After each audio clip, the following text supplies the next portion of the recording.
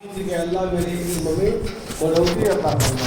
اللہ تعالیٰ نے سب سے پہلے جو وحی نازل کی اقرأ باسم ربک الذی خلق، اس سے پتہ چلا کہ سب سے پہلے وحی نازل ہوتی ایمان کے بارے میں، عبادت کے بارے میں، لیکن سب سے پہلے وحی نازل ہوئی سرکار دو عالم صلی اللہ علیہ وسلم پر۔ وہ وحی کیا تھی؟ اقرأ، پڑھیے اپنے رب کے نام سے جس نے آپ کو پیدا کیا۔ گویا سب سے پہلے وحی میں بھی پڑھنے کا حکم ہے، اس لیے کیا پڑھیے؟ کہا اپنے رب کے نام سے۔ دنیا میں کالج میں اسکول میں بہت سارے علوم پڑھائے جاتے ہیں، لیکن وہ معلومات کے درجے ہیں۔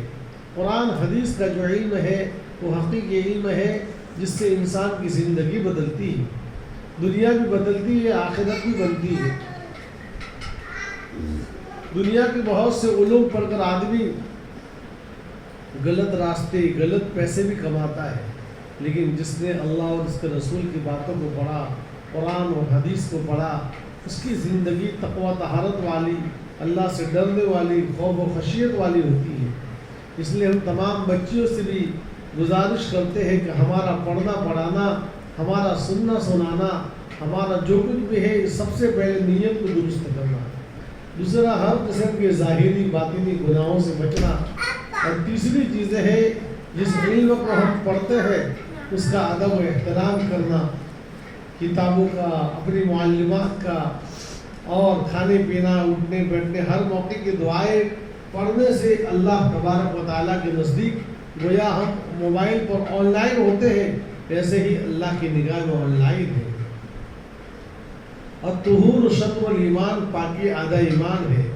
یہ حضور کے چھوٹے سے چھوٹے جملے ہیں، وہ حقیقت میں آپ صلی اللہ علیہ وسلم نے فرمایا اوتیت جوامع الکلم، مجھے جامع کلمات دیے، جامع کلمات جس میں الفاظ مختصر ہو، معانی بھرپور ہو۔ تو حضور اکرم صلی اللہ علیہ وسلم کے ارشاد فرمانے کا مطلب پاکی آدھا ایمان ہے۔ تو پاکی سے مراد بدن کی پاکی، جسم کی پاکی، خیالات کی پاکی، دل کی پاکی، کمروں کی پاکی، جس جگہ پر رہتا ہے اس کی پاکی اور صفائی، جس دل و دماغ میں سے ہم پڑھتے ہیں اس کی پاکی، گویا تمام چیزوں کو پاک رکھنے کا حکم دیا۔ اس لیے سارے فقہاء کرام نے اپنی کتابوں کو کتاب الطہارت سے شروع کیا۔ کوئی بھی آپ اصول فقہ کی کتاب پڑھیں گے تو پہلے کتاب الطہارت ہے، معلومات طہارت نماز سے پہلے ضروری ہے۔ جس کا دل پاک ہوگا اللہ اس کی محبت اس گھر میں، اس دل میں بڑھے گی۔ جس گھر میں پاک ہوگا اس گھر میں فرشتے آئیں گے، اللہ کی رحمتیں برسے گی۔ ناپاک گھر میں جس میں ناپاکی ہو، جس گھر میں کتا اور جس گھر میں شراب کباب اور گناہ کے کام ہوتے وہاں اللہ کے فرشتے بھی نہیں آتے، تو پھر علم کیسے آئے گا؟ اس لیے ہم اپنے خیالات کو پاکیزہ رکھیں۔ ہم جو کچھ بھی پڑھنا پڑھانا اس کی نیت یہ کرے کہ ہم اس علم الہی کو پڑھ کر لوگوں کے گھر گھر جا کر ہم اس کو سمجھائیں گے، پڑھیں گے۔ میں بہت لمبی بات نہیں کرتا، ایک مختصر واقعہ آپ کو سناتا ہوں جس سے آپ کو انداز آئے گا۔ ایک طالبات ایسی پڑھ کر فارغ ہوئی اور اس کا نکاح بے دین گھر میں ہوا، لیکن اس نے اپنی معلمات سے ایسے علوم کو پڑھا تھا، دینی ماحول میں رہی تھی، تو اس نے اپنی جن سے وہ بیعت ہوئی تھی اس بزرگ سے اس نے مشورہ کیا کہ میں تو پڑھی لکھی ہوں، قرآن حدیث جانتی ہوں، لیکن میرا رشتہ ایک ایسے گھر میں ہوا جو لوگ جمعہ بھی نہیں پڑھتے، نماز بھی نہیں پڑھتے، شوہر سسر ساس وغیرہ دین سے بے بہرا ہے، دین جانتے ہی نہیں، کیا کیا جائے؟ حضرت والا ہردوئی رحمۃ اللہ علیہ تقریباً یہ واقعہ ہے۔ حضرت نے اس کو فرمایا کہ جس جگہ پر تمہارے شوہر سوتے ہیں وہاں ایک دینی کتاب رکھ دیجیے۔ آپ کے خسر جہاں سوتے ہیں اس گھر میں گندی فلمیں دیکھنا، رات بھر گناہ کا کام ہونا، دوسرے بہت سے گناہوں سے لگے ہوئے تھے اور دین سے دور تھے، بس یہ بتا دیا کہ کتاب رکھ دیجیے۔ دنیا کمانے میں لگے ہوئے تھے۔ ایک دن شوہر بیمار ہوئے، انہوں نے سوئے سوئے کتاب کو دیکھا، جو کتاب رکھی تھی، پڑھنا شروع کیا۔ اللہ نے ایسی کتاب میں محبت ڈالی، پھر اس کی زندگی بدل کی، نماز شروع کیا اور گھر میں ماحول بنا۔ خسر نے بھی نماز شروع کیا، ساس نے نماز شروع کیا، یہاں تک کہ یہ ماحول بن گیا کہ اس علاقے میں سب سے بڑے دیندار لوگ کہلانے لگے، ان کے بدن سے بچے حافظ اور عالم ہونے لگے، پورے علاقے میں ماحول بنا، اور اس کے بعد اللہ تبارک و تعالیٰ نے ان کے خاندان سے بہت دین کا کام لیا۔ معلوم ہے ایک اللہ والے نے چھوٹا سا جھٹکا، چھوٹا سا ایک نسخہ بتا دیا کہ ان کی جگہ پر کتاب رکھ دیجیے۔ بعض مرتبہ نصیحت سے، بعض مرتبہ کتاب پڑھنے سے، بعض مرتبہ سننے سنانے سے کام ہوتا ہے۔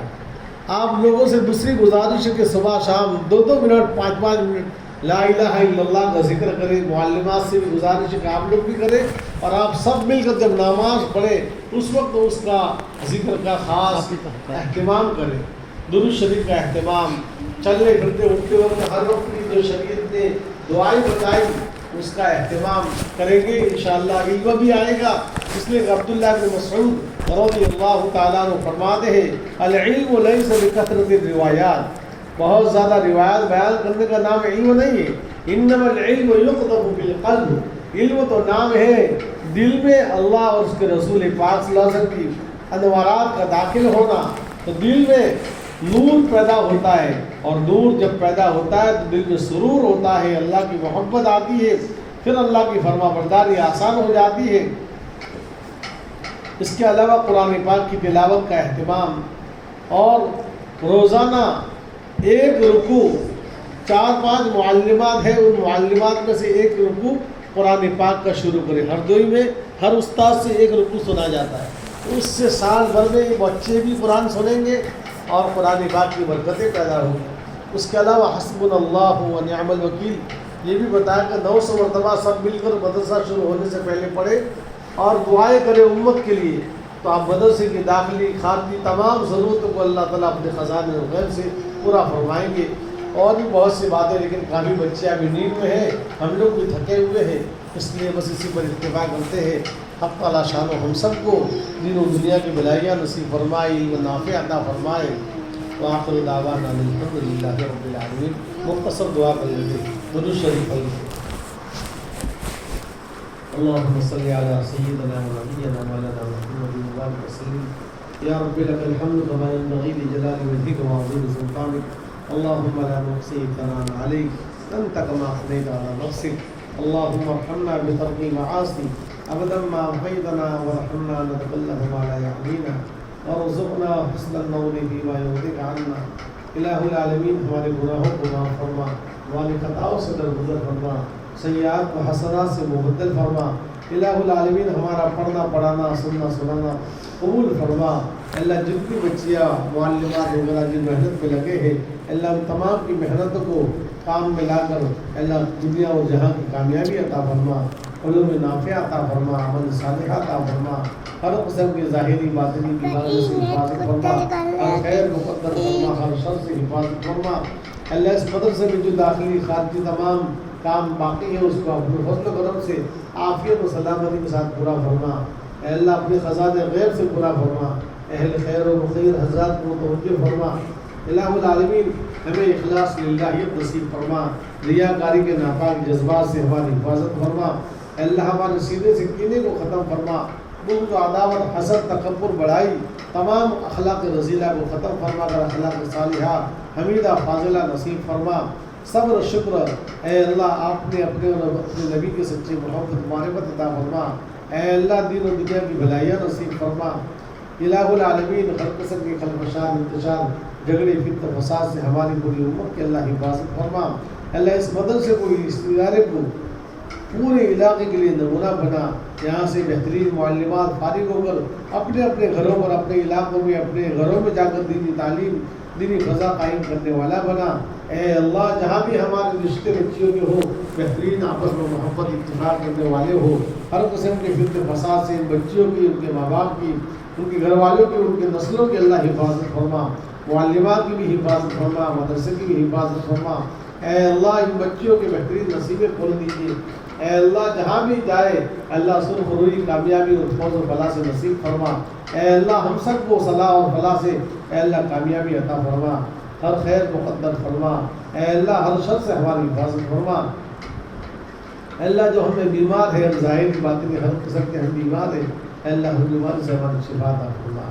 اے اللہ اے اللہ جو ہماری مقاصد حسنہ اس میں کامیابی عطا فرما. اے اللہ ہمارے مولانا صاحب کے آئندہ جو مقاصد ہے اس میں بھرپور تکمیل و کامیابی عطا فرما. ہر قسم کی ظاہری باطنی رکاوٹ سے حفاظت فرما. ہر شر پسند سے فتین سے ساحر کے ساحر سے جادو کے جادو سے اے اللہ ہر شر پسند سے ہر فتین سے مدرسے کی مدرسے والوں کی معلمات کی بچیوں کی متعلمات کی اللہ ہر صنف سے حفاظت فرما. اے اللہ ہر قسم کی پریشانیوں سے حفاظت فرما. مدارس مکاتب خانقاہوں کا ذریعہ بنا. اے اللہ علاقے میں جو بات کی پہنچائی ہے ان سب کو عمل کی توفیق عطا فرما. اے اللہ جو کچھ مانگا وہ بھی عطا فرما, مانگنے سے رہ گئے وہ بھی عطا فرما. مولا اس وقت کی ہماری تمام دعا کو اپنے طور کے طرف حبیب پاک جناب رسول اللہ صلی اللہ علیہ وسلم قبول فرما.